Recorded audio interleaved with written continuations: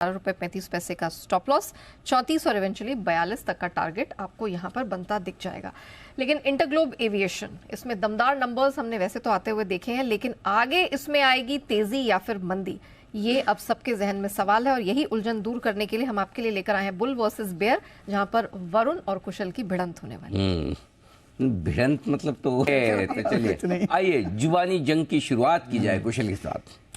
देखिए, नंबर्स अपने आप में बयान कर रहे हैं, मुझे बहुत ज्यादा कुछ कहने की तो जरूरत है नहीं, क्योंकि 3000 करोड़ रुपए का प्रॉफिट अपने आप में करना बहुत बड़ी बात है। एंड आप बॉटम लाइन छोड़ दीजिए, आप ऑपरेशनल फ्रंट पर देखिए कंपनी का किस तरह से प्रदर्शन आया है। ऑफ कोर्स कच्चे तेल की जो वॉलिटिलिटी है वो तो रहती है, बट उस बीच में भी कंपनी की जिस तरह से डिमांड आती हुई दिख रही है, हम देख ही रहे हैं कि ऑलमोस्ट एयरपोर्ट जो है रेलवे स्टेशन की तरफ कन्वर्ट होते हुए जा रहे हैं धीरे धीरे।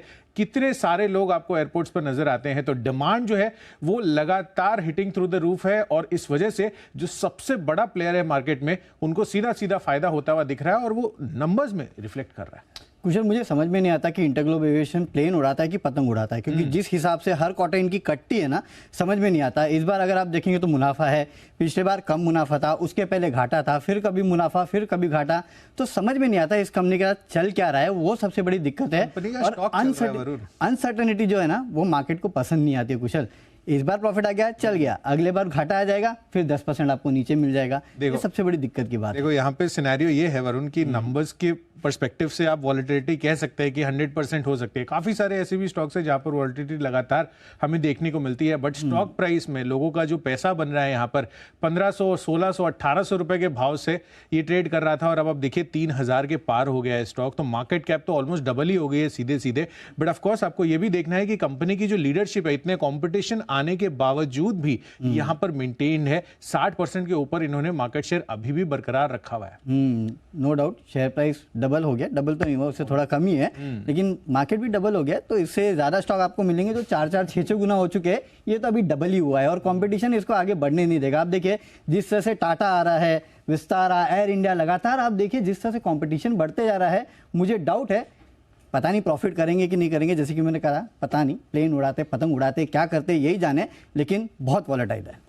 देखिए, वॉलिटिलिटी जो है ऑफ कोर्स नेचर है स्टॉक मार्केट का, बट ऑफ कोर्स आपको यहाँ पर ये देखना है कि फंडामेंटल्स इसके कितने अभी तक मजबूत बने हुए हैं, और लगातार ये अपनी लीडरशिप बनाए हुए हैं। और मांग जितनी भी आ रही है, अब जिसके पास सबसे ज्यादा कैपेसिटी होगी वो उतनी ही खपत जो है ले पाएगा, और जितनी डिमांड आएगी उसको केटर कर पाएगा। और इसी वजह से आप देखिए यहाँ पर लगातार आपको जो पैसेंजर लोड फैक्टर है वो 90% के आसपास है। डेफिनेटली लोड फैक्टर अच्छा है, लेकिन सबसे ज्यादा लोड अगर किसी चीज का है तो वो कच्चे तेल का। आप देखिए लगातार कच्चे तेल के दाम वॉलेटाइल है।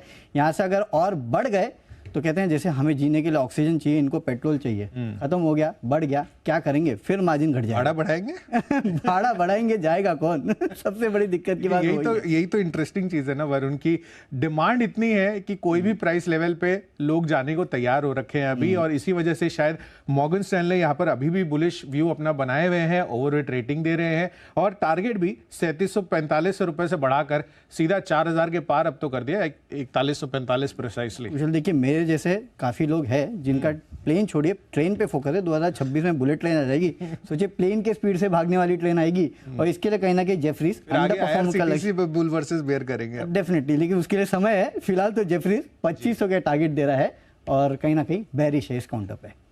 2500 और 4145, ये 52 वीक हाई लो की रेंज बताइएगा हो सकता है नहीं सर। चलिए बढ़िया। जेफरीज के लक्ष्य 2500 के, और यहाँ पर मॉर्गन के, और दोनों रेपुटेड है ब्रोकरेज हाउस, ऐसा नहीं कि मतलब, तो एक्सट्रीम लेवल्स दोनों तरफ आते हुए दिख रहे हैं, एकदम एकदम फर्स्ट क्लास। चलो बढ़िया है। तो ये है आपके लिए इंटरग्लोब एविएशन, यानी कि आता है। तो एक बार जरा कोई गेस्ट का पूरा पैनल है, वरुण और Kushal. This is one of the best statement I have heard. But Ali ji, incidentally, क्योंकि अली जी जिस तरह का ट्रैफिक है और जिस तरह का अली जी कंपटीशन है, मतलब कोई भाव अनिल जी ठीक ही रहेगा। इंडिगो में हमेशा मतलब डिप पे बाई करनी चाहिए।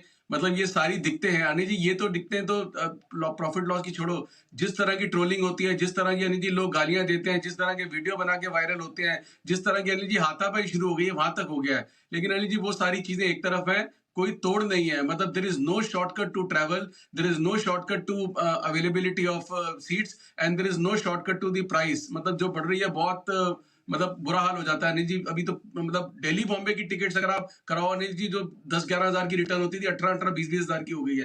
तो अनिल जी आगे पीछे करके ये बीच बीच में क्वार्टर आते रहेंगे, बट अनिल जी मतलब ऑन फंडामेंटल बेसिस इंडिगो बढ़िया ही करेगा। ये है इंडिगो पर राय आपके लिए।